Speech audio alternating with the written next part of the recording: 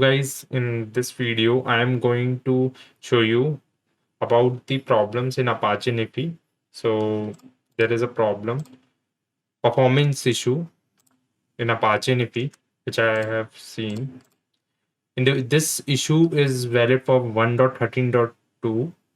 This issue is not in 1.1.1, which I have previously tried, but this issue is in 1.13.2. I don't know about that this issue is available in prior versions also, but in the get Twitter one, when I hit this start button, there is no data which is showing me here that it is coming in, right?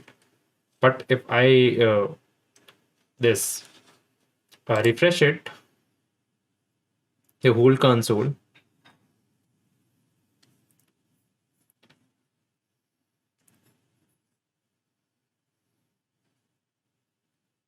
yeah, this data is getting shown here, right?